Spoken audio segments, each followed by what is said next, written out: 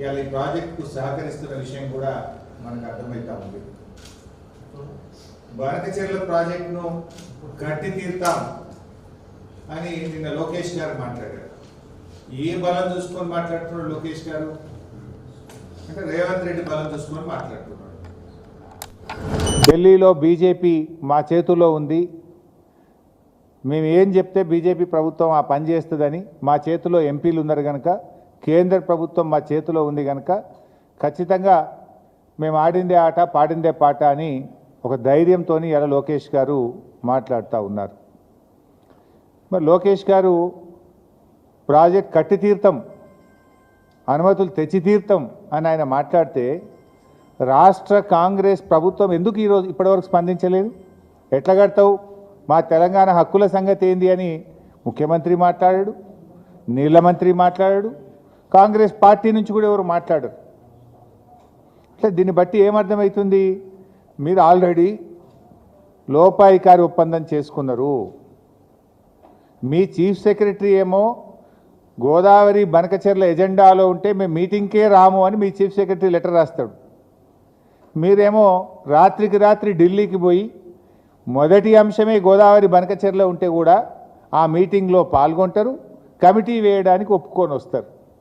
నీ ధైర్యం చూసుకొని నిన్న లోకేష్ గారు మాట్లాడారు, బనకచెర్ల కట్టి తీర్థం,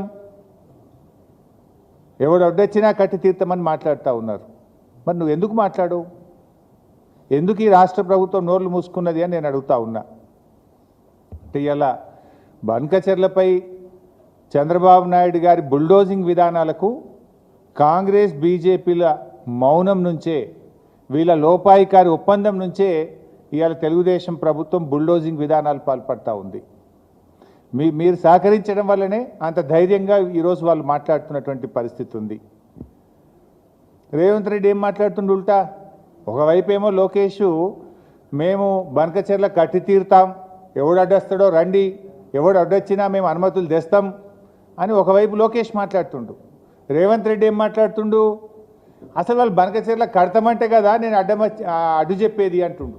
మనం ఏమన్నా ఢిల్లీలో బనకచెర్ల ప్రాజెక్టు వాళ్ళు కడతామంటే కదా నేను అడ్డు చెప్పేది అని చంద్రబాబు నాయుడు పేలవంగా బేల ముఖం వేసుకొని మాట్లాడుతుండు. వాడు కట్టే తీరుతా, ఎవడు అడ్డం వస్తాడో రండ్రాబాయ్, నేను అనుమతులు ఎట్లా దేవాలనో నాకు తెలుసు అని వాడు మాట్లాడుతుండు. నువ్వేం మాట్లాడుతున్నావు? రేవంత్ రెడ్డి వాడు అడ్డమే చెప్తలేడు, ఎజెండాలో లేదని ఒక అబద్ధం మాట్లాడు. వాళ్ళు కడతామంటే కదా నేను అడ్డు చెప్పేది అని ఇంకొక వైపు మాట్లాడతాడు. అంటే ఈ మాటల్ని చూస్తూ ఉంటే రేవంత్ రెడ్డి ఆల్రెడీ సెటిల్ అయిపోయిండు. గురుదక్షిణ చెల్లించుకునే పనిలో ఇవాళ రేవంత్ రెడ్డి ఉన్నట్టుగా మాకు అర్థమవుతా ఉంది. లోకేష్ ఏ ధైర్యంతో ఇలా బనకచెర్లపై బరి తెగించి మాట్లాడుతూ ఉన్నారు అంటే, ముఖ్యమంత్రి రేవంత్ రెడ్డితో పాటు కాంగ్రెస్ బీజేపీ పార్టీలు డూడు బసవన్నలుగా తలూపడం వల్లనే అంత ధైర్యంగా మాట్లాడుతున్నారు. ఎందుకు? రేవంత్ రెడ్డి ఏమో గురుదక్షిణలో భాగం, తన పదవిని కాపాడుకోవడంలో, కేంద్ర ప్రభుత్వం మెప్పు పొందడంలో చంద్రబాబు గారు సహకారం కావాలి. ఇంకొక వైపు బీజేపీ ప్రభుత్వం ఢిల్లీలో తమ పీఠాన్ని కాపాడుకోవడానికి ఇవాళ తలలూపుతున్నటువంటి పరిస్థితి ఉన్నది. అయినా ఇవాళ లోకేష్ గారు ఏం మాట్లాడుతుందంటే, మిగులు జలాలు ఇవాళ సముద్రంలో కలుస్తున్నాయి, మీకు కనబడతలేదా అని మాట్లాడుతున్నాడు. నేను అడుగుతా ఉన్నా లోకేష్ గారిని, ఇవాళ అసలు సాగునీటి జలాలపైన లోకేష్ది అవగాహన లోపం, ఆయన అవగాహన లేకుండా మాట్లాడుతూ ఉన్నాడు. ఇన్ఫ్యాక్ట్ ఆయన ఒక యంగ్స్టర్. నేను ఆయనకు చెప్పదలుచుకున్న ఏంటంటే, భవిష్యత్తులో మీరు చెడగొట్టుకుంటా ఉన్నారు, అవగాహన లేకుండా మాట్లాడి ప్రజల ముందు అభాస్పాలైతా ఉన్నారు. ఒక అంతర్రాష్ట్ర విషయంలో కానీ ఒక నీళ్ల విషయంలో మాట్లాడేటప్పుడు ఆచితూచి మాట్లాడాలి, అవగాహనతో మాట్లాడాలి.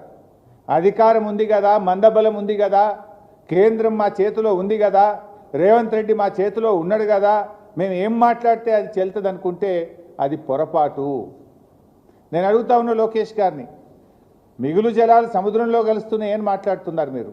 మరి నిజంగా నీళ్లు ఉన్నదే నిజమైతే కేంద్ర ప్రభుత్వ సంస్థలు, సెంట్రల్ వాటర్ కమిషన్ మీ డిపిఆర్ని ఎందుకు తిప్పి పంపింది? కేంద్ర ప్రభుత్వ సంస్థ గోదావరి రివర్ మేనేజ్మెంట్ బోర్డు మీ డిపిఆర్ను ఎందుకు తిప్పి పంపింది?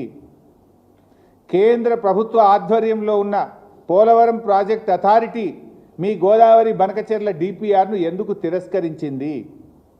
కేంద్ర ప్రభుత్వ ఎన్విరాన్మెంట్ మినిస్ట్రీ మీ యొక్క ఎన్విరాన్మెంట్ ఇంపాక్ట్ అసెస్మెంట్ కోసం ఇచ్చిన డిపిఆర్ను ఎందుకు తిరస్కరించి వాపస్ పంపింది?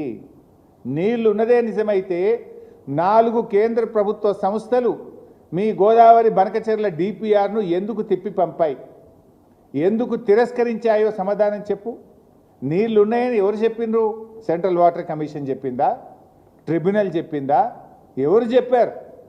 ఎవరు తేల్చారు? ఉంటే అందులో తెలంగాణ వాటా ఎంత, ఆంధ్రప్రదేశ్ వాటా ఎంత? ముందు దానికి సమాధానం చెప్పండి. ఇలా అది కాకుండా ఆయన మాట్లాడుతున్నారు, మేమేమైనా కాళేశ్వరంకు పొక్కగొట్టి తీసుకుపోతున్నామా?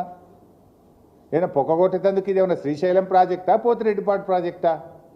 ఇదేమన్నా ఉమ్మడి ఆంధ్రప్రదేశా? నువ్వు పొక్కగొట్టేది ఉంటే ఇది లిఫ్ట్ ఇరిగేషన్ కదా, ఇది పొక్కగొట్టే ప్రాజెక్ట్ కాదు కదా. Kaleshwaram is lift irrigation project. ఎత్తిపోతల ప్రాజెక్టుకు పొక్కగొట్టుడో చిల్లుగొట్టుడో ఉండదు. అయినా ఇదేం ఉమ్మడి ఆంధ్రప్రదేశా?